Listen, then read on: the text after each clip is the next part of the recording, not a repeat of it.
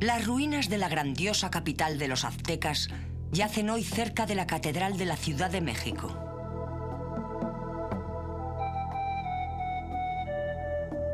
En los siglos XV y XVI, este gran templo era la sede tanto religiosa como política de los poderosos guerreros aztecas.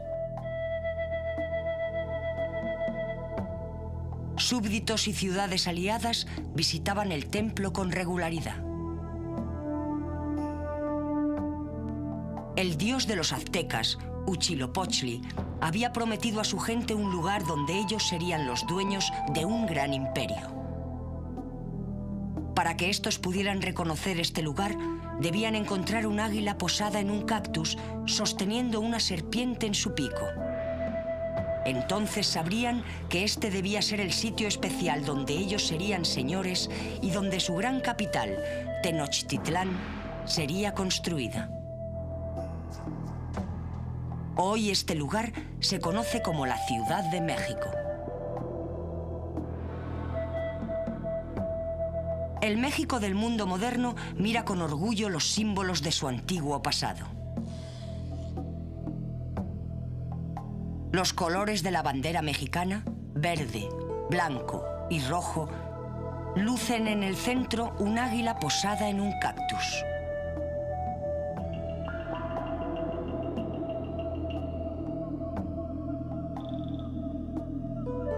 El gran templo de los aztecas era en origen un humilde templo construido en honor de sus dos dioses, Huitzilopochtli y Tlaloc, dios de la lluvia. Pero como la nación azteca creció en importancia y riqueza, el edificio llegó a ser impresionante, pintado con colores brillantes, erigido en lo que se consideraba que iba a ser el centro del poderoso imperio azteca.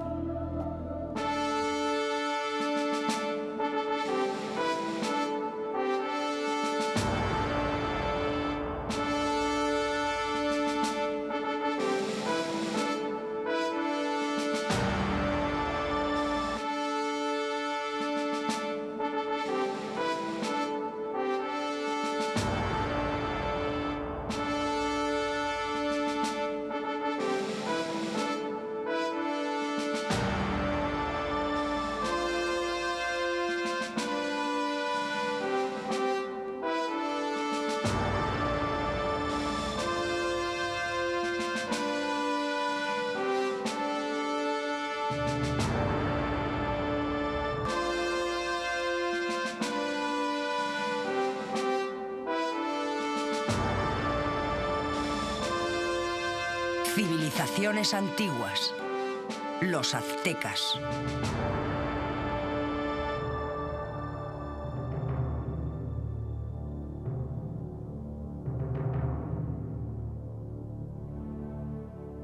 Las raíces de la civilización azteca se remontan al pasado más remoto. Mucho antes del nacimiento de Cristo, la cultura azteca estaba ya emergiendo. Habían desarrollado una escritura jeroglífica y sus astrónomos habían comenzado a utilizar el ciclo de 52 años que formaba las bases de la religión azteca. Incluso en esta época tan temprana se jugaba el juego de pelota ritual, que llegó a ser muy extendido a lo largo y ancho de Mesoamérica.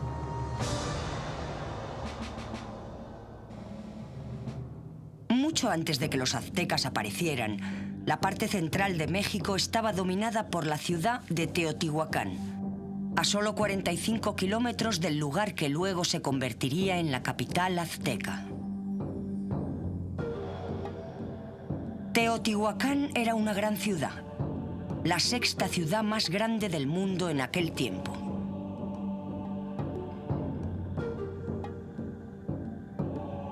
Continúa siendo uno de los lugares más impresionantes del mundo antiguo.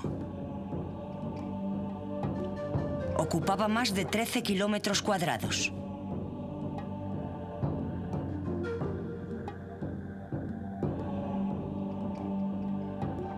En su centro se encontraba un área de palacios y pirámides de techo plano, de las cuales las llamadas pirámides del Sol y la Luna son particularmente sobresalientes.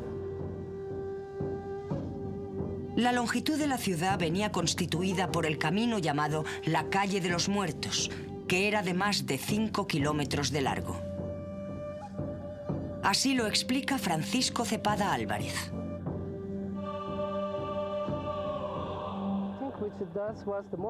Creo que esta era la avenida más importante aquí, en Teotihuacán, porque una gran cantidad de gente que residía en otras zonas se acercaba hasta aquí para ofrecer presentes a los dioses. Las primeras construcciones, sobre todo las monumentales, se edificaron durante el primer siglo después de Cristo. Creemos que el primer templo que se construyó fue el Templo del Sol, luego el Templo de la Luna, y fueron construidos en la Calle de los Muertos. Creemos que la población aquí era de unas 120.000 personas. Varios edificios representaban dioses y diosas que más tarde serían adorados por los aztecas.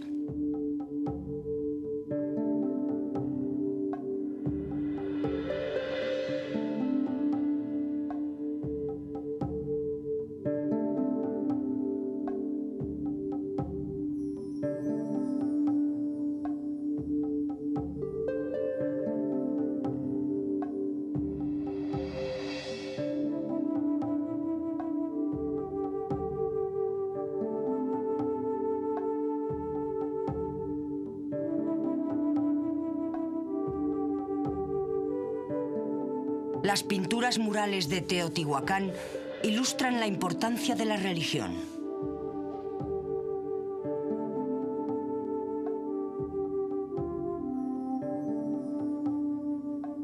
El agua, la tierra y la vida marina se representan frecuentemente.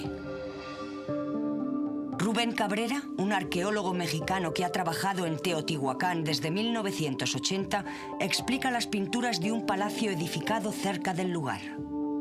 Este es el conjunto que le llaman Patio Blanco de Atetelco. Fue explorado en 1947 por el arqueólogo Carlos Margain y representa el complejo de 3 templos, característico de Teotihuacán en su disposición urbana, en su planeación, ya que estos se ubican hacia el norte, hacia el este y hacia el sur, según los 4 puntos cardinales.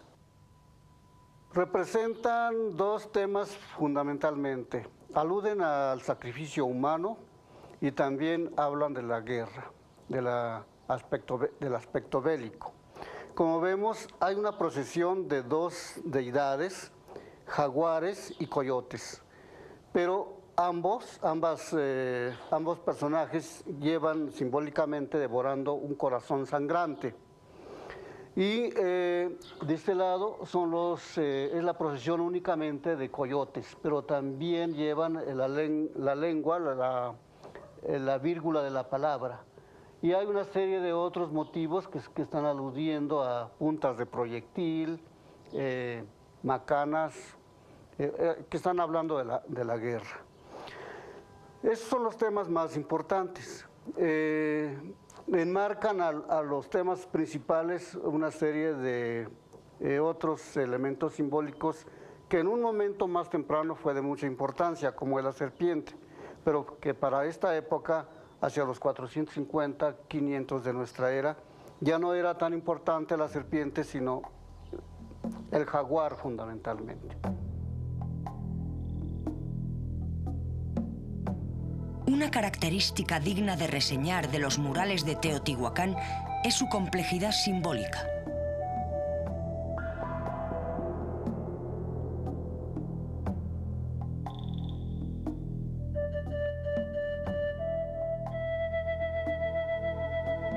Resulta interesante la repetición de imágenes a lo largo de los templos, lo que nos da una idea de las prácticas religiosas y de su pensamiento.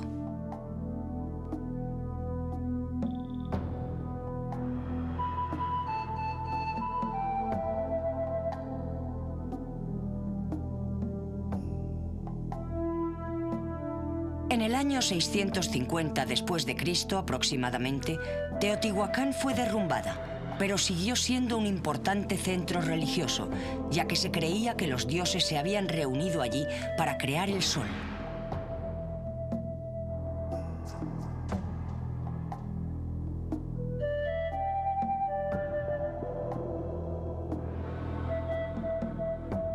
Moctezuma, el último gobernador azteca, hizo frecuentes peregrinaciones a este lugar.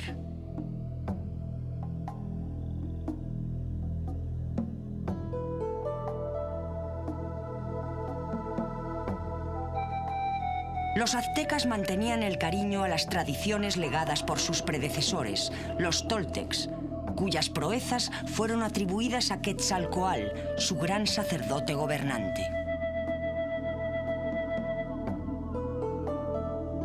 Antes del año 1200 después de Cristo, el estado de Toltec se colapsó y el Valle de México se convirtió en el hogar de una sucesión de tribus medio civilizadas conocidas colectivamente como chichimecs.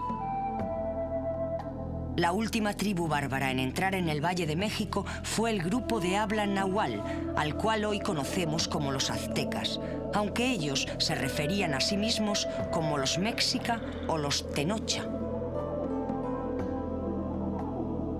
Hoy, todo lo que sabemos acerca de los primeros días de los aztecas ha llegado a nosotros en forma de leyendas. Se dice que los primeros aztecas descubrieron el dios Huitzilopochtli en la cueva de una ladera. Bajo su mando comenzaron un viaje a su lugar de nacimiento en Coatepec, construyendo templos en su honor allí donde se detenían. El nacimiento de Huitzilopochtli, el dios de la guerra, es importante ya que se consideraba que este era una manifestación del sol. Para ellos, él representaba la eterna lucha del sol contra los poderes de la oscuridad. Una lucha sin fin, reabierta diariamente. Así como Huitzilopochtli nació para combatir contra su hermano y su hermana, el sol se alza cada mañana para batallar con las estrellas y la luna y lanzarlas al vuelo. Para ayudar a Huitzilopochtli en su lucha diaria, era necesario que los hombres proveyeran al dios con el alimento más preciado que ellos podían ofrecer, su propia sangre. Así lo explica la doctora Elizabeth Baquedano. Conocemos los sacrificios humanos gracias a las descripciones de los frailes del siglo XVI, los cuales guardaron muy cuidadosamente documentación acerca de este tema. El fraile más importante, que dejó constancia de todo lo que vio en cuestión de religión, fue Bernardino de Sahagún, que vino a México en 1539. Sabemos que el sacrificio humano era importante para mantener el equilibrio del universo, pero también sabemos que era la ofrenda más preciada que podíamos dar a los dioses.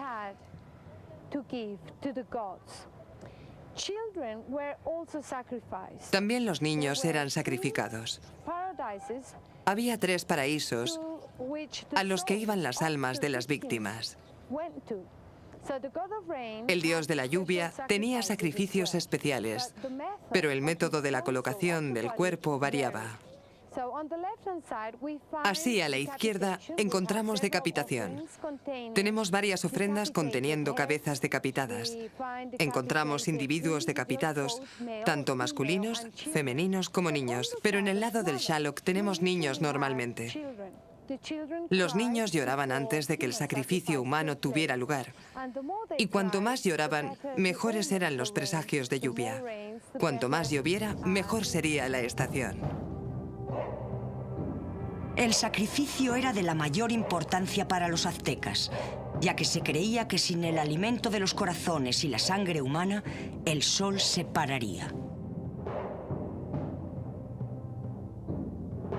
Las cabezas de las víctimas del sacrificio se disponían en hileras apiladas.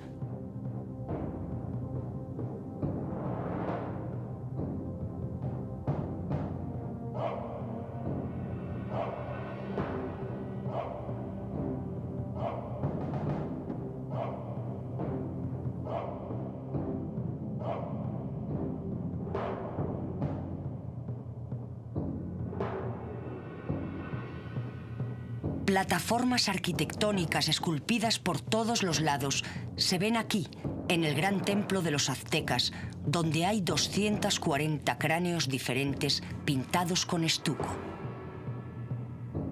Eran horrorosos monumentos que celebraban el éxito en la batalla e intimidaban a sus enemigos. La tradición de tener hileras de calaveras se remonta hasta los años 700 u 800 después de Cristo en México, en el estado de Oaxaca, en el lugar llamado La Coyotera. Pero de hecho las hacían los propios aztecas. Encontramos hileras de calaveras representadas en las crónicas del siglo XVI. Incluso se exhibían las cabezas de los españoles. Tenemos manuscritos que muestran las cabezas cortadas de los españoles, incluyendo cabezas de caballo, ya que los nativos no habían visto caballos antes. Este ejemplo en particular transmite ideas de fama, gloria, prestigio y poder. Aunque este ejemplo es una escultura, se colocaban hileras de calaveras reales cerca de los templos. Los templos tenían cabezas reales. La carne se caía y la calavera quedaba allí. Los corazones de las víctimas del sacrificio se colocaban en vasijas llamadas cauchícali.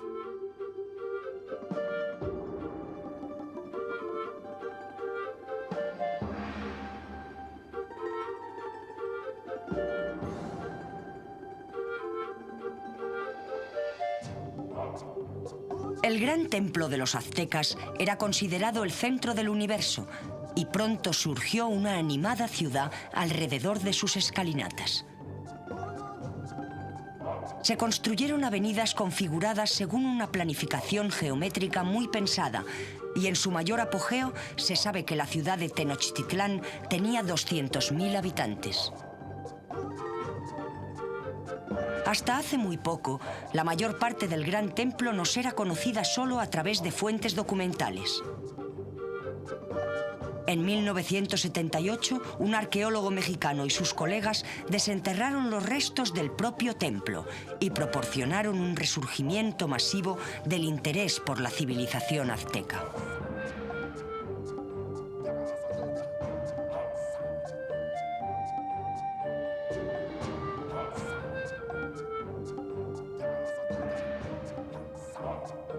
El primer templo ha desaparecido, pero el segundo se remonta a 1390, que es el que vemos hoy prácticamente completo. Las construcciones anteriores eran encerradas en edificaciones sucesivamente más grandes. Estas pirámides están dedicadas a dos dioses, Huitzilopochtli y Xaloc.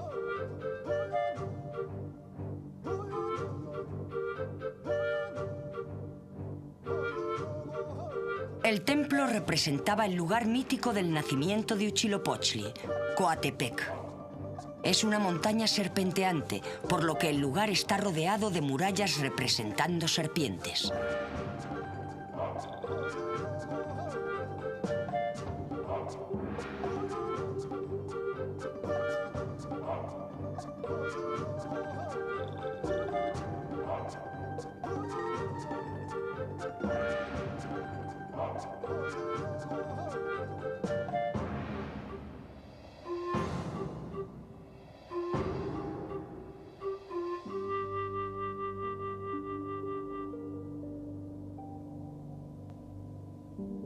El gran templo era tan alto como la Catedral de la Ciudad de México. Y fue allí donde se hicieron miles de sacrificios humanos. Detrás de nosotros se encuentra el gran templo de los aztecas. A la izquierda está el templo de Huitzilopochtli, el dios tribal de los aztecas, el dios de la guerra. A la derecha tienen ustedes el templo de Xaloc, el dios de la lluvia. Ambos son igualmente importantes, del mismo tamaño, de las mismas dimensiones. Ambos comparten el recinto principal del gran templo. El templo de Huitzilopochtli se reconoce por la piedra del sacrificio, llamada Tezcatoinahualo en la lengua de los aztecas. Esta piedra es importante porque en las fiestas y rituales mayores tenían lugar sacrificios humanos.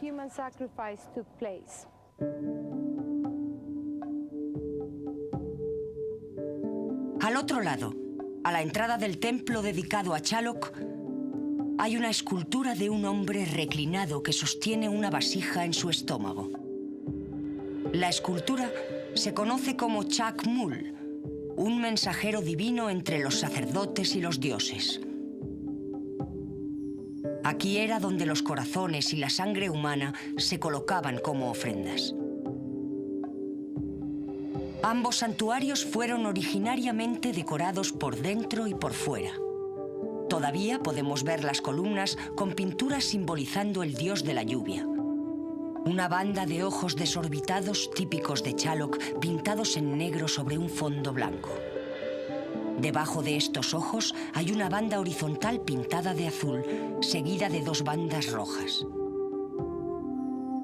Según los arqueólogos, la parte más baja del área de la columna estaba pintada con bandas verticales negras y blancas que podían representar la lluvia.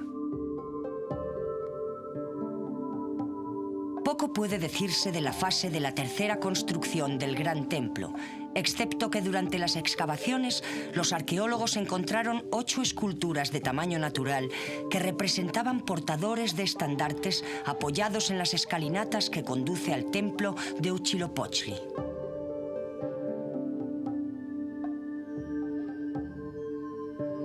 Se extrajeron 6.000 objetos asombrosos durante las excavaciones del templo. Muchos de los objetos ofrendados llegaban de diferentes partes del imperio.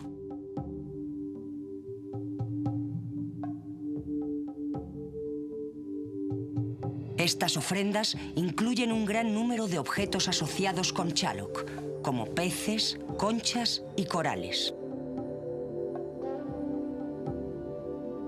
También se encontraron restos de esqueletos de niños y adultos dedicados a su dios guerrero.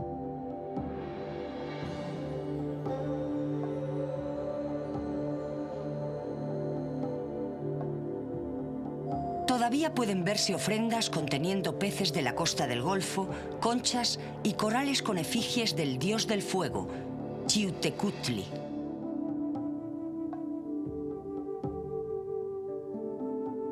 Incienso y artefactos de diferentes tipos procedentes de toda Mesoamérica.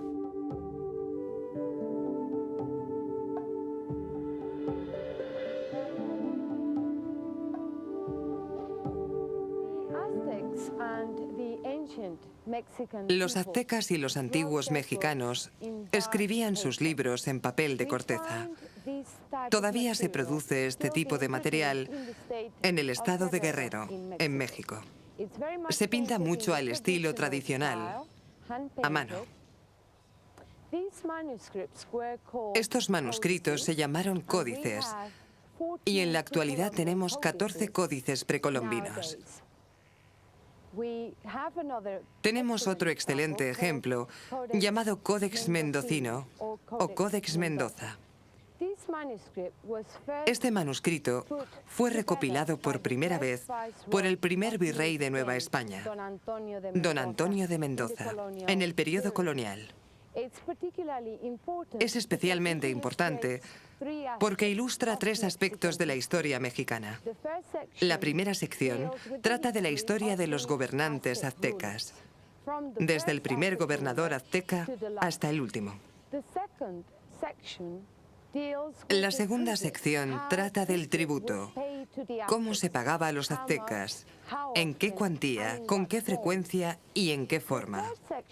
La tercera sección del manuscrito trata de aspectos de educación para los niños.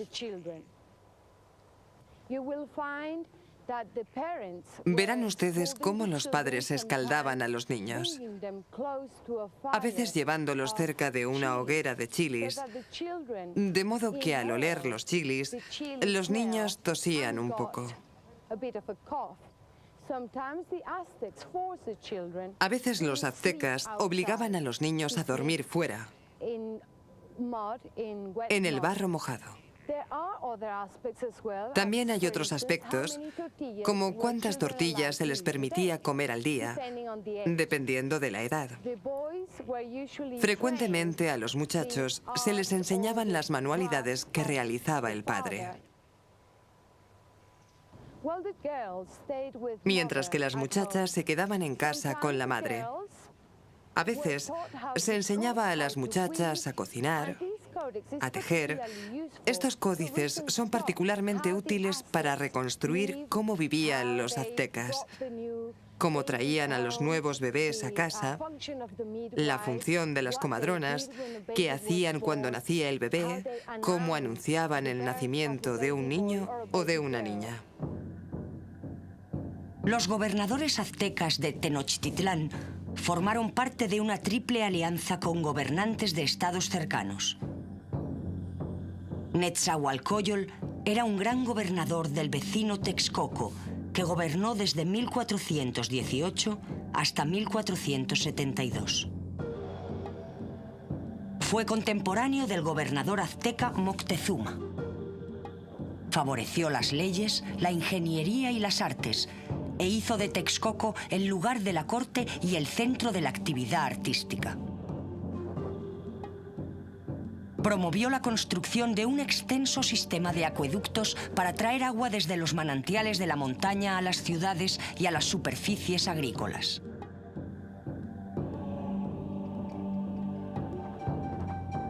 En la actualidad no puede verse el gran palacio de Netzahualcóyotl, pero sus gratos jardines en la cercana colina de Tezechingo ofrecen retazos del pasado.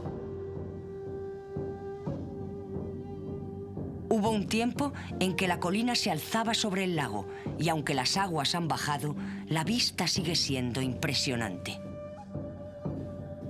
Aquí, en 1430, Netzahualcóyotl creó un zoo con animales extraños, quizá el primero del Nuevo Mundo, y un jardín de plantas exóticas. Un acueducto transportaba agua desde las montañas hasta el interior de una reserva ornamentada con bajorrelieves y desde allí fluía por corrientes y canales por todo el jardín, llenando los lagos y la piscina de baño recortada en roca viva. Construyó también elaboradas escaleras en la roca.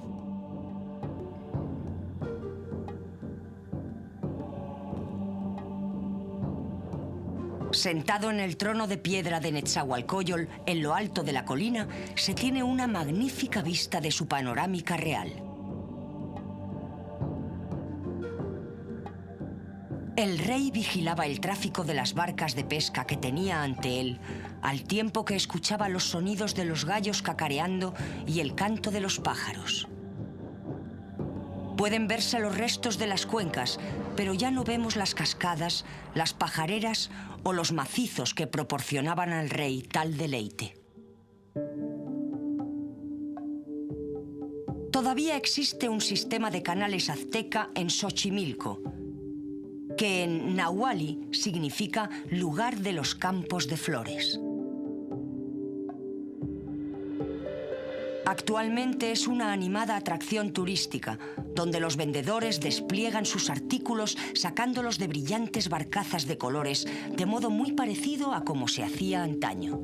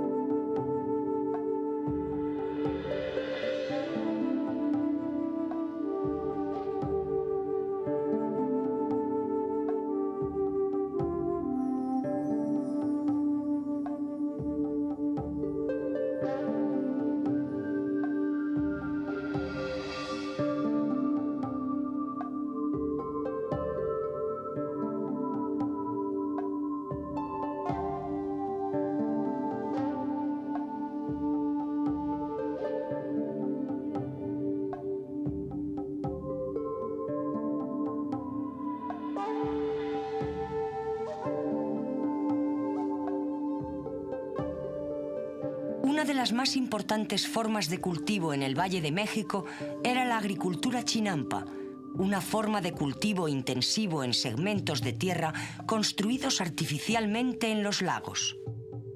Con un mantenimiento adecuado, pueden producir varias cosechas al año permaneciendo fértiles durante siglos sin tener que estar en barbecho. Xochimilco es la zona que los turistas llaman los jardines flotantes, de modo que Xochimilco es conocido como los canales aztecas. Los aztecas solían viajar y vender sus productos junto a los canales. Estos canales llegaban hasta Tenochtitlán.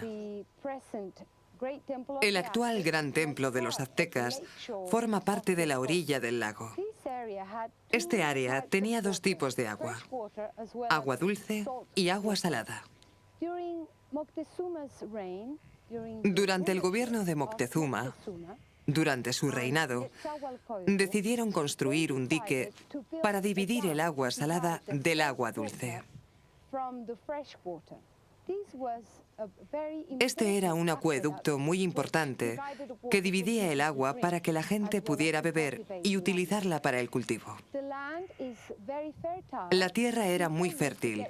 La gente solía recoger 3 cosechas e incluso a veces producía hasta 4 cosechas al año. Cultivaban maíz principalmente y también cultivaban diferentes flores. Todavía constituye el área más rica de la Ciudad de México, donde la gente compra y vende flores. La zona es rica porque la gente puede vivir del agua, también como en los tiempos de los aztecas. La gente dependía de la caza y de la pesca. Atrapaban pájaros y peces con sus redes y arpones, pero también podían coger ranas, huevos y toda clase de insectos que fueran comestibles. La gente dependía del cultivo del maíz, y este era, y todavía es, la comida corriente en México. Muchos platos derivan del maíz, como las tortillas, los tamales y el atole, una especie de papilla.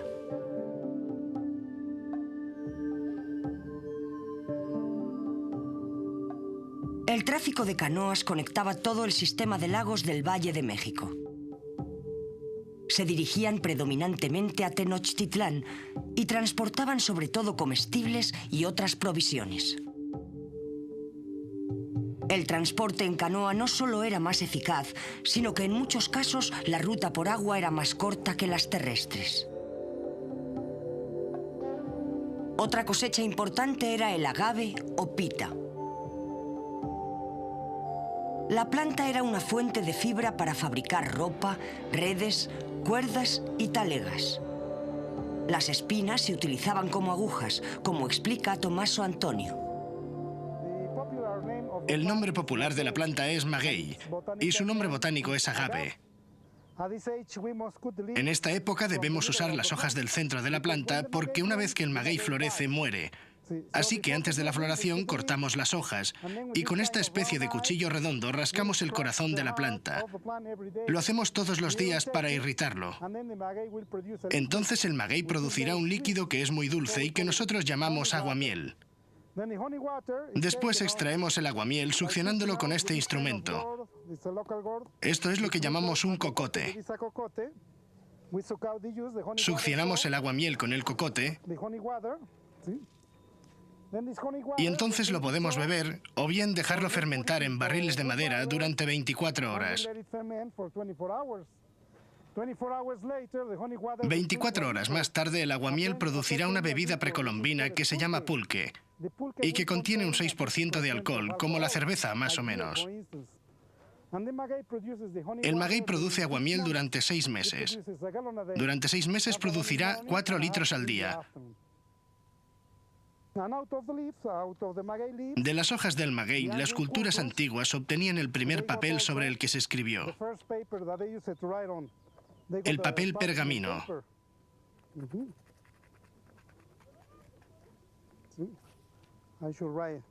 Ahora voy a escribir algo para que ustedes vean que se puede escribir sobre este papel. De cada hoja, las culturas antiguas obtenían un pergamino.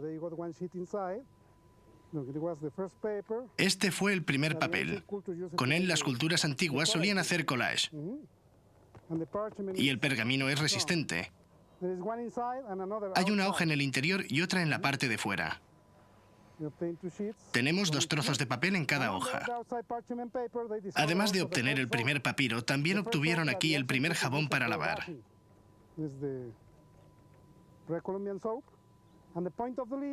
Y la punta de la hoja también era muy útil, bien como punta de flecha, o bien como la primera aguja y el primer hilo.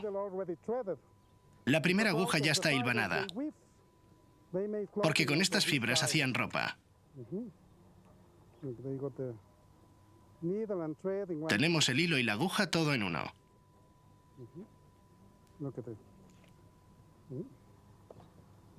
Hilo y aguja juntos. Luego, para teñirlos, utilizaban colores naturales, como por ejemplo los pétalos de una rosa. Obtenían de este modo colores permanentes. Los colores no se iban.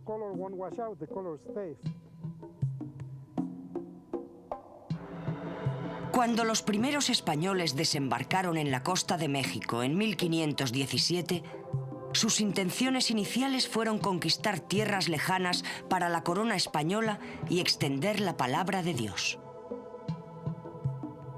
Fue Cortés, uno de los primeros conquistadores, quien, embebido de leyendas de riquezas y oro, se embarcó en un arduo viaje hacia el interior para encontrar la legendaria capital azteca, controlada en aquel entonces por el poderoso gobernante Moctezuma. Cortés era un hombre instruido que recibió una formación en leyes en Salamanca, por lo que no era ningún ignorante, como Pizarro en el caso de Sudamérica. Cortés también era un buen diplomático. Era un perfecto maquiavélico que podía jugarles malas pasadas a los políticos. En su recorrido, su conducta con las tribus locales era con frecuencia brutal y represiva. Pero para los españoles, sus acciones estaban justificadas con el firme convencimiento de que Dios Todopoderoso estaba de su parte y de que las conversiones a la fe cristiana se estaban haciendo con fervor religioso. Cortés se encontró con los enemigos de Moctezuma y les convenció para que se unieran a él en su marcha hacia Tenochtitlán. Los más poderosos, entre estos, fueron los tlaxcalans, quienes habían alcanzado un acuerdo de paz con los españoles tras una serie de treguas y habían acordado ayudarles a derrotar al poderoso gobernante azteca. Al final, los 2 jefes se encontraron cara a cara por primera vez. Moctezuma, creyendo que Cortés y su grupo eran dioses, dio la bienvenida a los españoles a su ciudad, acomodándolos en grandes palacios y tratándolos con la reverencia reservada a los invitados más importantes. Cuando Cortés llegó a México en 1519, los mexicanos pensaron que volvía para reclamar su plaza. Había dejado Tula un año antes, exactamente la misma fecha en que Cortés llegó a la costa del Golfo de México en 1519. Los nativos estaban familiarizados con este mito del hombre barbado que regresaba. Cuando llegó, encontró varios españoles conocedores de este mito. Y de hecho, los españoles le ayudaron a conquistar México.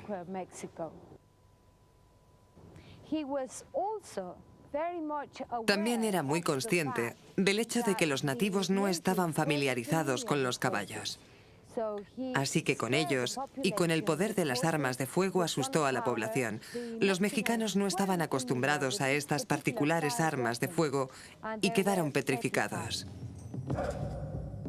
Pronto se agriaron las relaciones cuando se vieron claramente las verdaderas intenciones de los españoles de apoderarse del oro. Cortés había conmocionado a los aztecas que vigilaban, ordenando a sus tropas que arrojaran por las escalinatas del gran templo figuras que representaban a los dioses.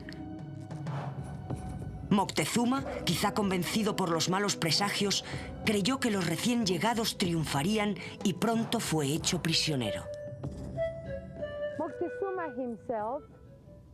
En cierto modo, Moctezuma defraudó a su propia gente, porque resultó ser un prisionero de sus propias creencias. Se daba cuenta de que los europeos eran seres humanos, pero aún así siguió obcecado. Los mexicanos estaban molestos por el hecho de que él todavía estaba obsesionado con aquella idea. Y de hecho, fue su propia gente quien lo mató. Hay una descripción en la que él sale a su balcón y es apedreado por su propia gente. El ataque a la capital del Imperio Azteca comenzó el 28 de abril de 1521 y, para desesperación de los defensores aztecas, no pudieron combatir contra el ejército atacante en condiciones de igualdad. Con más de 900 españoles, miles de indios aliados, 86 caballos, 15 cañones y 13 barcos, la ciudad que una vez fue grandiosa pronto cayó y el poderoso imperio se desmoronó. Para los pocos supervivientes, todas las esperanzas de venganza quedaron rotas cuando las enfermedades europeas, como el cólera y la viruela, contra las cuales no tenían resistencia, hicieron presa en ellos. Esa población antaño bulliciosa se convirtió en un grupo deprimido y menguante de seres apagados y sumisos. La conquista tuvo éxito porque ellos poseían armas de fuego, caballos y conocían tácticas de guerra.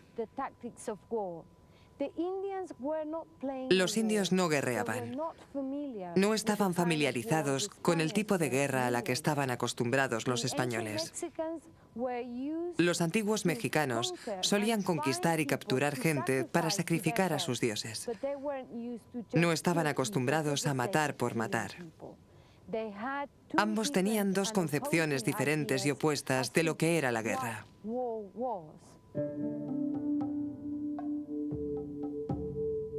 Esto marcó el final de Tenochtitlán y el comienzo de la Nueva España. Afortunadamente, todavía se habla la lengua en algunas partes de México. No todo el vocabulario se ha perdido. De hecho, algunas palabras se han fundido con el español y la influencia azteca permanece hoy en día.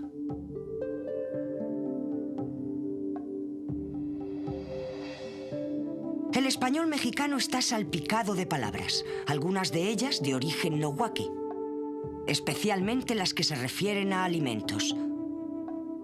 Tomate, chile o chocolate han entrado a formar parte de diversas lenguas. La vida azteca dista mucho de haber muerto. Todavía sigue viva. La lengua náhuatl se habla en varios estados modernos de México. También en varios estados, la vestimenta sigue siendo muy parecida. Las faldas largas, sujetas con cinturón y una prenda triangular llamada cascametel, que se llevaba sobre los hombros, sin blusa en los tiempos prehispánicos, aunque hoy en día se llevan con blusa. Los hombres sí han cambiado su vestimenta, aunque las mujeres todavía conservan tradiciones antiguas en ciertos pueblos de México. La comida sigue siendo de estilo precolombino. Nos encontramos con recetas de chasmole, pollo cocinado con salsa de chocolate y chilis, que todavía forma parte de la tradición mexicana. Las tortillas se comen todos los días. Y el estilo de vida en ciertos pueblos es todavía precolombino en su orientación. Hay ciertos rituales que se llevaban a cabo en los tiempos aztecas, como derramar sangre sobre la tierra para alimentarla, que siguen llevándose a cabo en el estado de Puebla, especialmente en San Pablito. Hay muchos rituales que se siguen manteniendo. Por ejemplo, todavía se utiliza el colibrí como amuleto.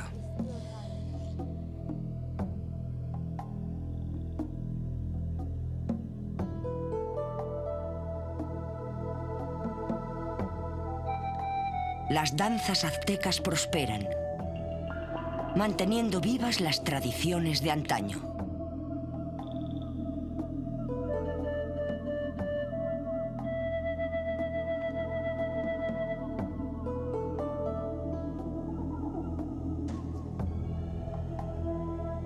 Actualmente el gran templo se encuentra en ruinas, pero permanece en el recuerdo el tiempo en que representaba uno de los más grandes poderes de la Tierra.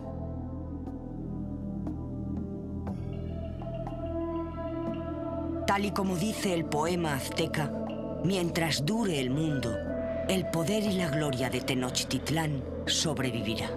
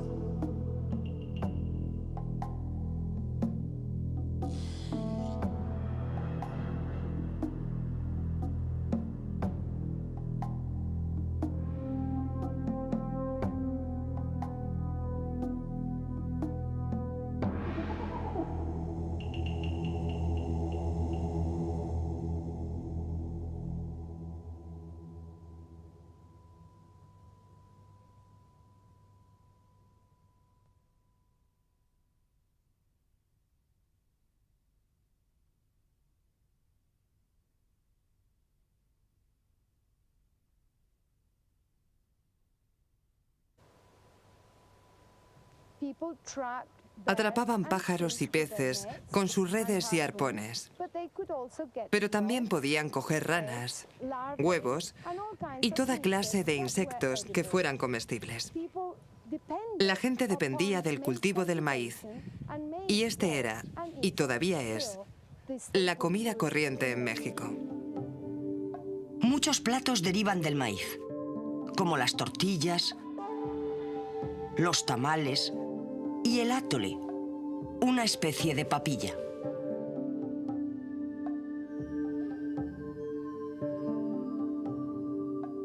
El tráfico de canoas conectaba todo el sistema de lagos del Valle de México. Se dirigían predominantemente a Tenochtitlán y transportaban sobre todo comestibles y otras provisiones. El transporte en canoa no solo era más eficaz, sino que en muchos casos la ruta por agua era más corta que las terrestres. Otra cosecha importante era el agave o pita. La planta era una fuente de fibra para fabricar ropa, redes, cuerdas y talegas. Las espinas se utilizaban como agujas, como explica Tommaso Antonio. El nombre popular de la planta es maguey y su nombre botánico es agave. En esta época debemos usar las hojas del centro de la planta porque una vez que el maguey florece, muere. Así que antes de la floración cortamos las hojas y con esta especie de cuchillo redondo rascamos el corazón de la planta. Lo hacemos todos los días para irritarlo. Entonces el maguey producirá un líquido que es muy dulce y que nosotros llamamos aguamiel. Después extraemos el aguamiel succionándolo con este instrumento. Esto es lo que llamamos un cocote. Succionamos el aguamiel con el cocote y entonces lo podemos beber o bien dejarlo fermentar en barriles de madera durante 24 horas. 24 horas más tarde, el aguamiel producirá una bebida precolombina que se llama pulque y que contiene un 6% de alcohol, como la cerveza más o menos. El maguey produce aguamiel durante 6 meses. Durante 6 meses producirá 4 litros al día. De las hojas del maguey, las culturas antiguas obtenían el primer papel sobre el que se escribió, el papel pergamino.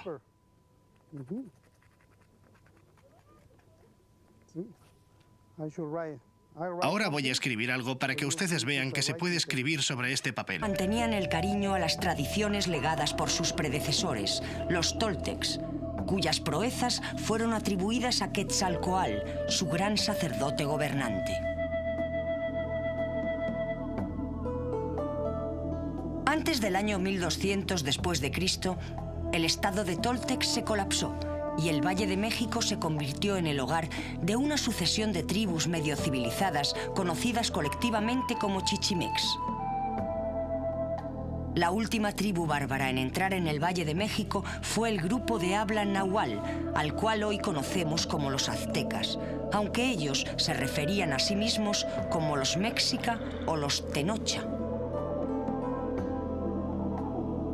Hoy, todo lo que sabemos acerca de los primeros días de los aztecas ha llegado a nosotros en forma de leyendas. Se dice que los primeros aztecas descubrieron el dios Huitzilopochtli en la cueva de una ladera.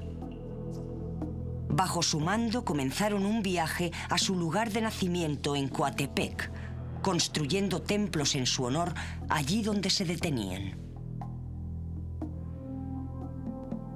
El nacimiento de Huitzilopochtli, el dios de la guerra, es importante ya que se consideraba que este era una manifestación del sol. Para ellos, él representaba la eterna lucha del sol contra los poderes de la oscuridad. Una lucha sin fin, reabierta diariamente. Así como Huitzilopochtli nació para combatir contra su hermano y su hermana, el sol se alza cada mañana para batallar con las estrellas y la luna y lanzarlas al vuelo. Para ayudar a Huitzilopochtli en su lucha diaria, era necesario que los hombres proveyeran al dios con el alimento más preciado que ellos podían ofrecer, su propia sangre. Así lo explica la doctora Elizabeth Baquedano. Conocemos los sacrificios humanos gracias a las descripciones de los frailes del siglo XVI, los cuales guardaron muy cuidadosamente documentación acerca de este tema. El fraile más importante, que dejó constancia de todo lo que vio en cuestión de religión, fue Bernardino de Sahagún, que vino a México en 1539. Sabemos que el sacrificio humano era importante para mantener el equilibrio del universo, pero también sabemos que era la ofrenda más preciada que podíamos dar a los dioses.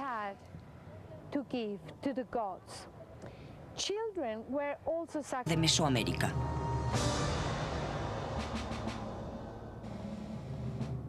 Mucho antes de que los aztecas aparecieran, la parte central de México estaba dominada por la ciudad de Teotihuacán, a solo 45 kilómetros del lugar que luego se convertiría en la capital azteca. Teotihuacán era una gran ciudad, la sexta ciudad más grande del mundo en aquel tiempo.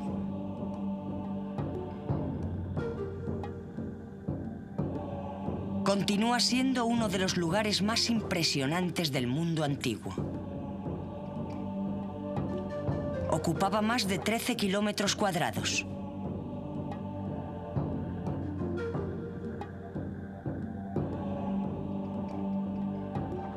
En su centro se encontraba un área de palacios y pirámides de techo plano, de las cuales las llamadas pirámides del Sol y la Luna son particularmente sobresalientes. La longitud de la ciudad venía constituida por el camino llamado la Calle de los Muertos, que era de más de 5 kilómetros de largo. Así lo explica Francisco Cepada Álvarez.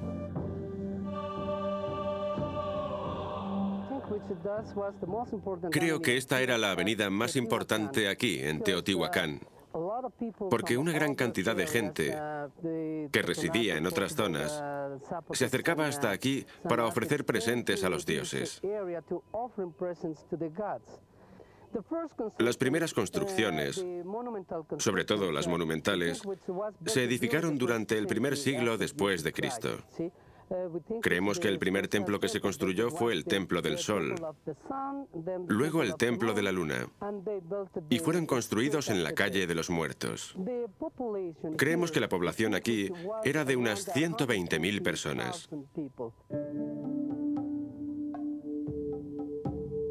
Varios edificios representaban dioses y diosas que más tarde serían adorados por los aztecas.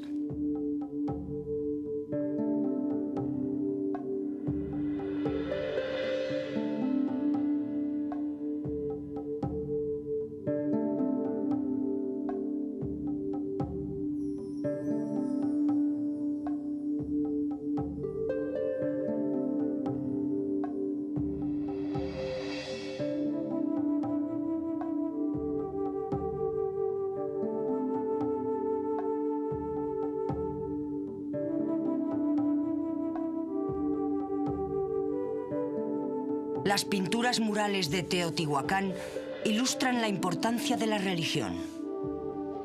Las arquitectónicas esculpidas por todos los lados se ven aquí, en el gran templo de los aztecas, donde hay 240 cráneos diferentes pintados con estuco.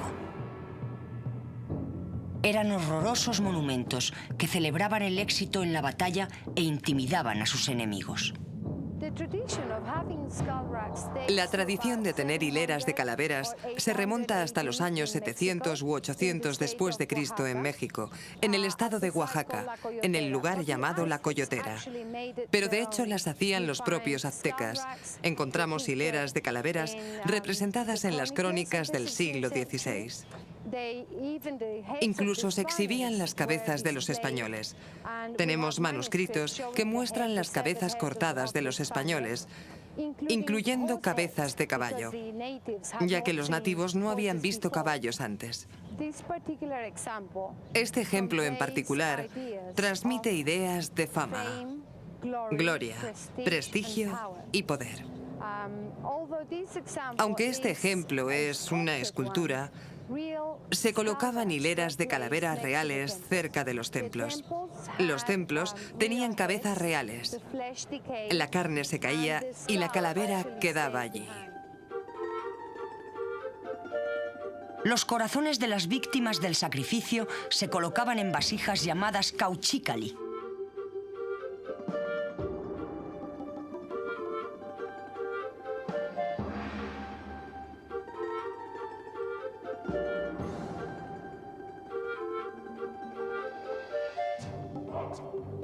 El gran templo de los aztecas era considerado el centro del universo y pronto surgió una animada ciudad alrededor de sus escalinatas. Se construyeron avenidas configuradas según una planificación geométrica muy pensada y en su mayor apogeo se sabe que la ciudad de Tenochtitlán tenía 200.000 habitantes. Hasta hace muy poco, la mayor parte del gran templo nos era conocida solo a través de fuentes documentales. En 1978, un arqueólogo mexicano y sus colegas desenterraron los restos del propio templo y proporcionaron un resurgimiento masivo del interés por la civilización azteca.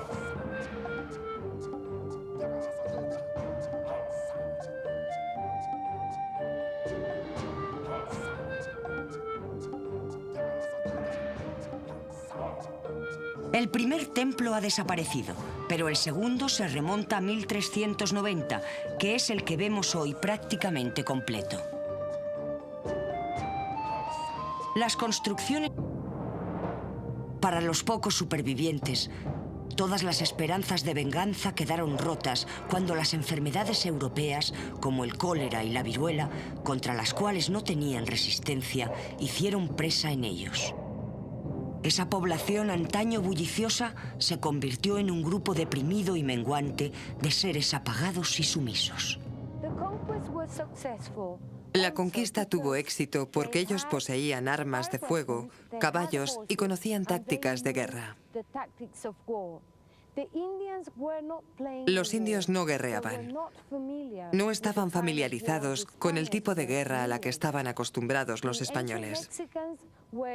Los antiguos mexicanos solían conquistar y capturar gente para sacrificar a sus dioses. No estaban acostumbrados a matar por matar.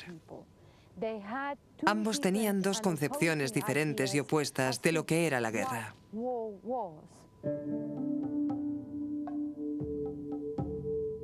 Esto marcó el final de Tenochtitlán y el comienzo de la Nueva España. Afortunadamente todavía se habla la lengua en algunas partes de México. No todo el vocabulario se ha perdido. De hecho, algunas palabras se han fundido con el español y la influencia azteca permanece hoy en día.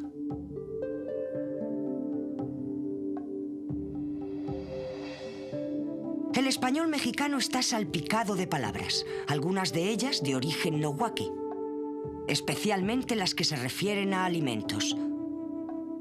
Tomate, chile o chocolate han entrado a formar parte de diversas lenguas. La vida azteca dista mucho de haber muerto. Todavía sigue viva. La lengua náhuatl se habla en varios estados modernos de México. También en varios estados, la vestimenta sigue siendo muy parecida. Las faldas largas, sujetas con cinturón y una prenda triangular llamada cascametel, que se llevaba sobre los hombros, sin blusa en los tiempos prehispánicos, aunque hoy en día se llevan con blusa. Los hombres sí han cambiado su vestimenta, aunque las mujeres todavía conservan tradiciones antiguas en ciertos pueblos de México. La comida sigue siendo de estilo precolombino. Nos encontramos con recetas de chasmole, pollo cocinado con salsa de chocolate y chilis, que todavía forma parte de la tradición mexicana. Las tortillas se comen todos los días. Y el estilo de vida en ciertos pueblos es todavía... Se encontraba un área de palacios y pirámides de techo plano, de las cuales las llamadas pirámides del Sol y la Luna son particularmente sobresalientes. La longitud de la ciudad venía constituida por el camino llamado la Calle de los Muertos, que era de más de 5 kilómetros de largo. Así lo explica Francisco Cepada Álvarez.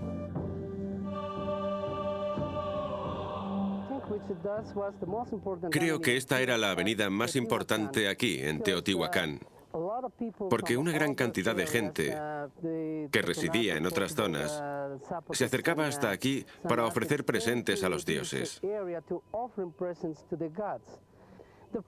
Las primeras construcciones, sobre todo las monumentales, se edificaron durante el primer siglo después de Cristo. Creemos que el primer templo que se construyó fue el Templo del Sol, luego el Templo de la Luna, y fueron construidos en la Calle de los Muertos. Creemos que la población aquí era de unas 120.000 personas.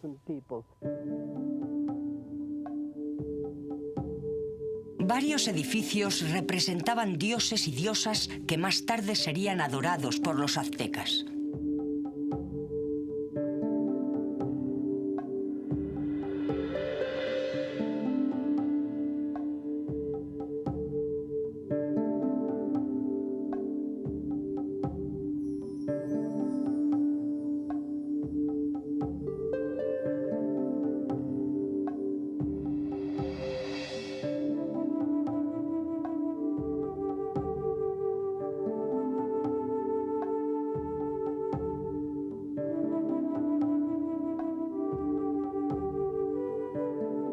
Las pinturas murales de Teotihuacán ilustran la importancia de la religión.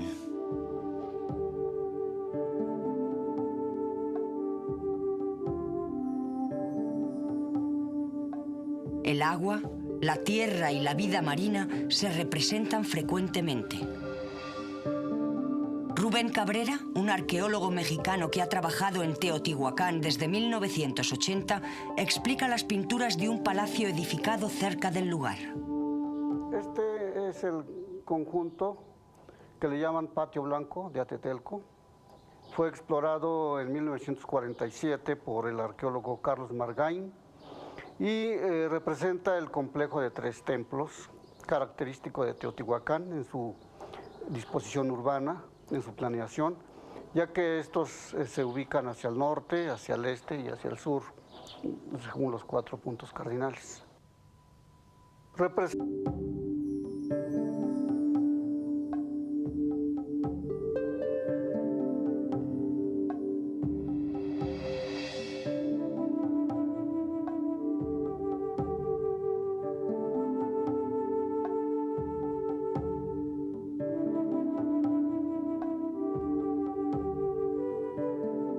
Las pinturas murales de Teotihuacán ilustran la importancia de la religión.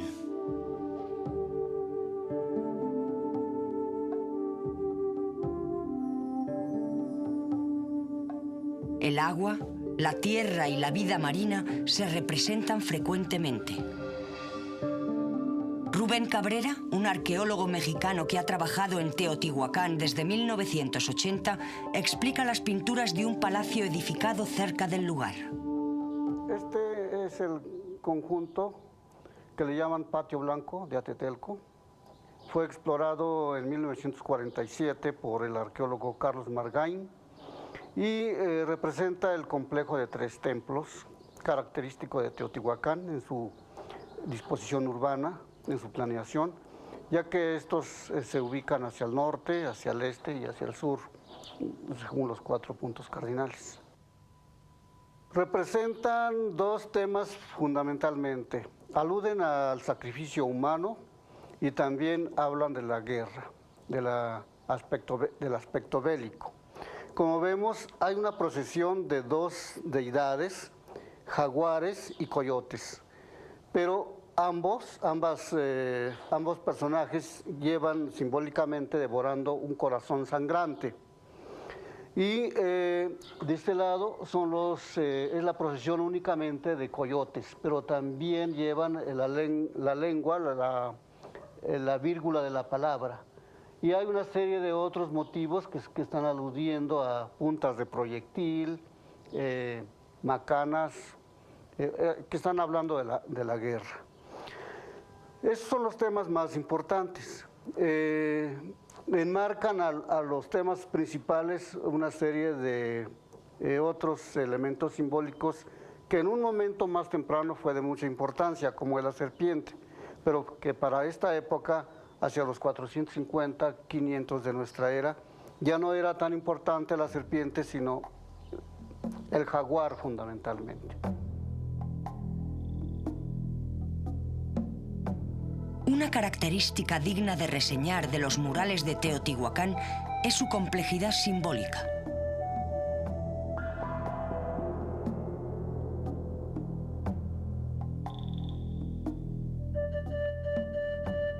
Que durante las excavaciones los arqueólogos encontraron 8 esculturas de tamaño natural que representaban portadores de estandartes apoyados en las escalinatas que conduce al templo de Huitzilopochtli.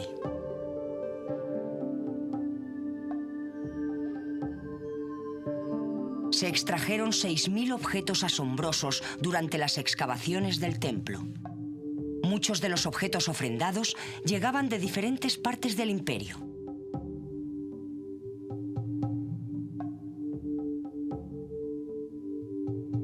Estas ofrendas incluyen un gran número de objetos asociados con Xaloc, como peces, conchas y corales.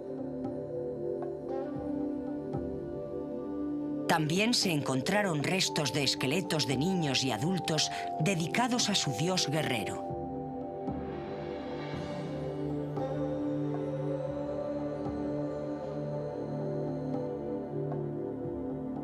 Todavía pueden verse ofrendas conteniendo peces de la costa del Golfo, conchas y corales con efigies del dios del fuego, Xiuhtecutli.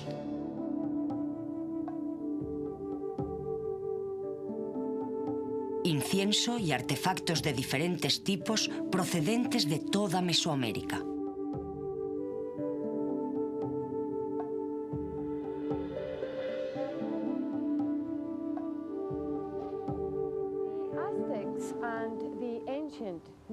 Los aztecas y los antiguos mexicanos escribían sus libros en papel de corteza.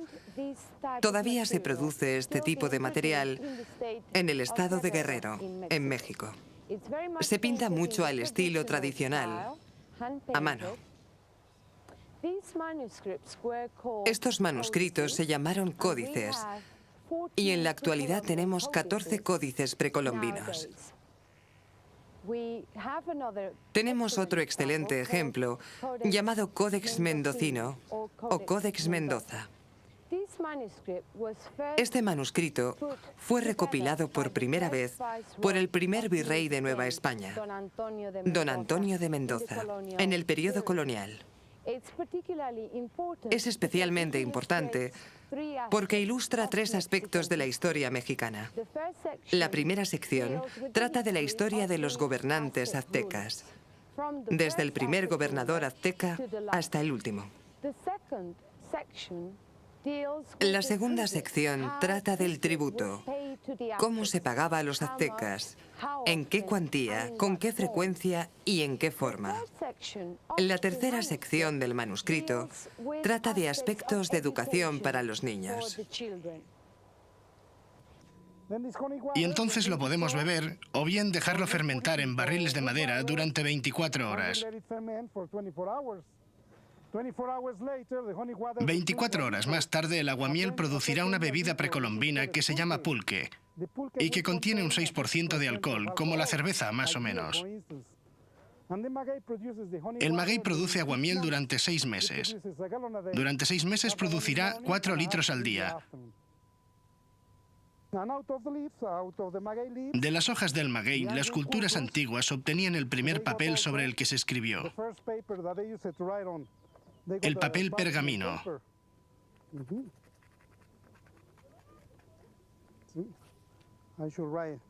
Ahora voy a escribir algo para que ustedes vean que se puede escribir sobre este papel. De cada hoja, las culturas antiguas obtenían un pergamino. Este fue el primer papel. Con él, las culturas antiguas solían hacer collage. Y el pergamino es resistente. Hay una hoja en el interior y otra en la parte de fuera. Tenemos 2 trozos de papel en cada hoja. Además de obtener el primer papiro, también obtuvieron aquí el primer jabón para lavar.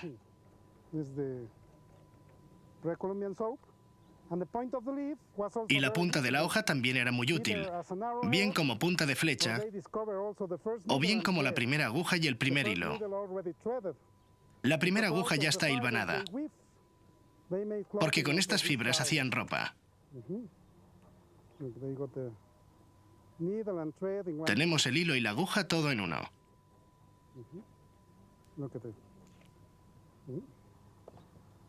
Hilo y aguja juntos.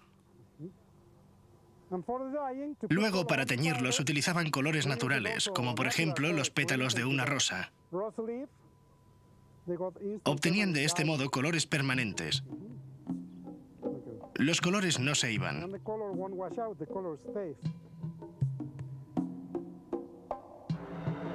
Cuando los primeros españoles desembarcaron en la costa de México en 1517, sus intenciones iniciales fueron conquistar tierras lejanas para la corona española y extender la palabra de Dios. Fue Cortés, uno de los primeros conquistadores, quien, embebido de leyendas de riquezas y oro, se embarcó en un arduo viaje hacia el interior para encontrar la legendaria capital azteca, controlada en aquel entonces por el poderoso gobernante Moctezuma. Cortés era un hombre instruido que recibió una formación. Luego el Templo de la Luna, y fueron construidos en la calle de los Muertos. Creemos que la población aquí era de unas 120.000 personas.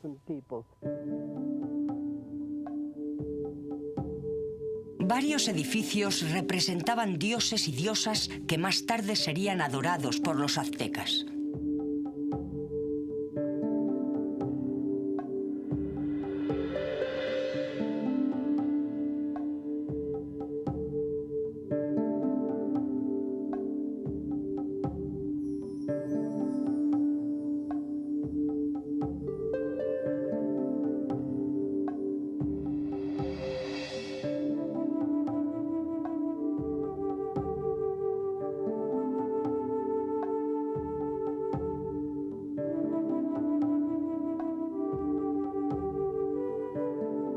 Las pinturas murales de Teotihuacán ilustran la importancia de la religión.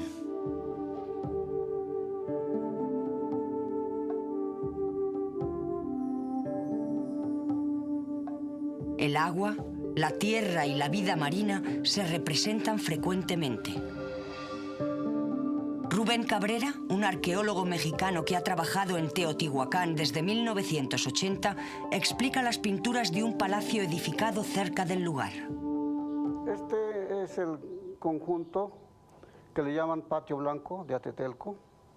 Fue explorado en 1947 por el arqueólogo Carlos Margain y representa el complejo de 3 templos, característico de Teotihuacán en su disposición urbana, en su planeación, ya que estos se ubican hacia el norte, hacia el este y hacia el sur, según los 4 puntos cardinales.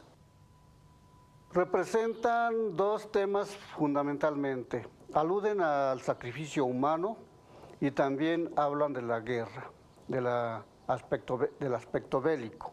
Como vemos, hay una procesión de 2 deidades, jaguares y coyotes, pero ambos personajes llevan simbólicamente devorando un corazón sangrante. Y de este lado es la procesión únicamente de coyotes, pero también llevan la lengua, la vírgula de la palabra. Y hay una serie de otros motivos que están aludiendo a puntas de proyectil, macanas, que están hablando de la guerra. Esos son los temas más importantes. Enmarcan a los temas principales una serie de otros elementos simbólicos. Va a ser impresionante, pintado con colores brillantes, erigido en lo que se consideraba que iba a ser el centro del poderoso imperio azteca.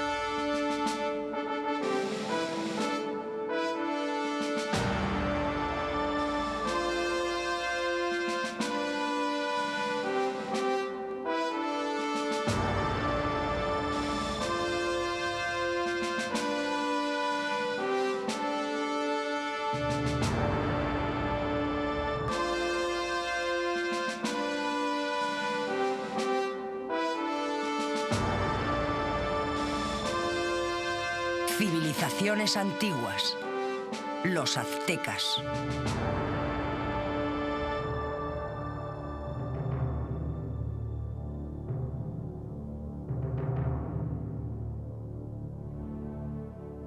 Las raíces de la civilización azteca se remontan al pasado más remoto.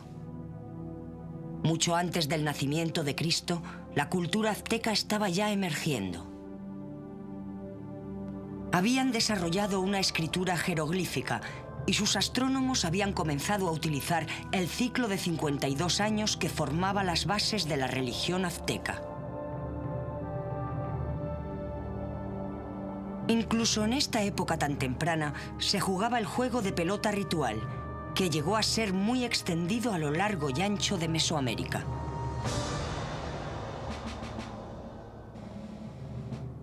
Mucho antes de que los aztecas aparecieran, la parte central de México estaba dominada por la ciudad de Teotihuacán, a solo 45 kilómetros del lugar que luego se convertiría en la capital azteca. Teotihuacán era una gran ciudad, la sexta ciudad más grande del mundo en aquel tiempo.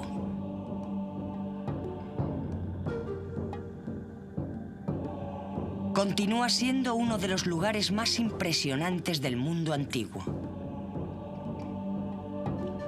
Ocupaba más de 13 kilómetros cuadrados.